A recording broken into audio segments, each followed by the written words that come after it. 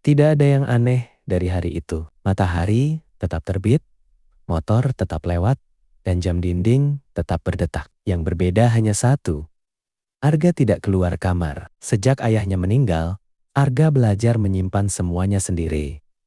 Ia berhenti bercerita, bukan karena tak ingin didengar, tapi karena takut merepotkan. Setiap senyum yang ia pakai terasa seperti pinjaman dipakai sebentar, lalu dikembalikan dengan lelah. Di kamarnya ada tumpukan kertas, surat-surat yang ditulis, lalu diremas. Kalimatnya selalu sama.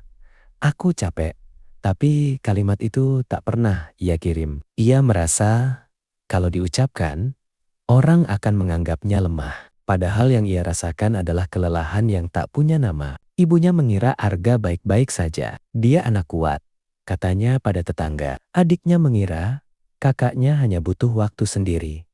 Teman-temannya mengira Arga sedang sibuk.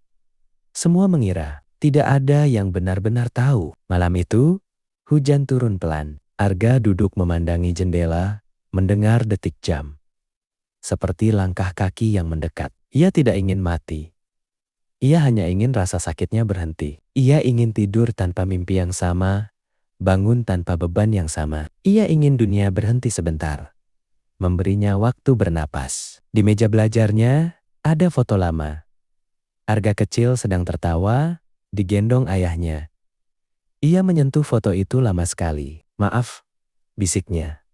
Maaf, karena merasa kalah. Maaf, karena tak tahu cara meminta tolong. Pagi datang dengan sunyi yang ganjil. Ibunya mengetuk pintu.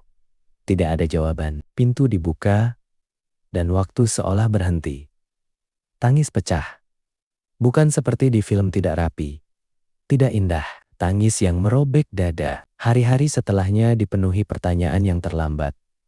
Kenapa aku tidak bertanya lebih? Kenapa aku tidak mendengar lebih lama? Adiknya menyesal setiap kali ingat candaan yang tak dijawab.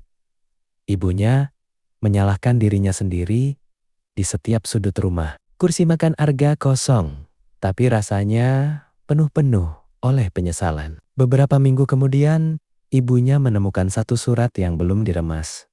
Isinya singkat. Aku tidak ingin pergi. Aku hanya tidak tahu harus tinggal bagaimana. Jika suatu hari kamu membaca ini, tolong ingat. Bertanya kamu baik-baik saja bisa menyelamatkan hidup seseorang. Surat itu mengubah banyak hal. Meski tidak mengembalikan Arga, ibunya mulai membuka pintu rumahnya untuk orang-orang yang diam. Adiknya belajar mendengarkan tanpa menghakimi. Teman-temannya belajar bahwa senyum tidak selalu berarti bahagia.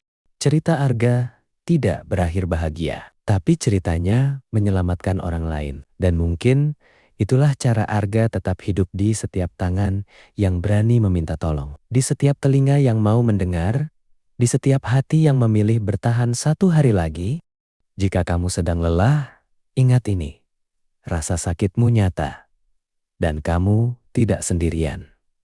Berbicara bukan tanda kalah. Bertahan adalah keberanian yang sunyi dan itu cukup.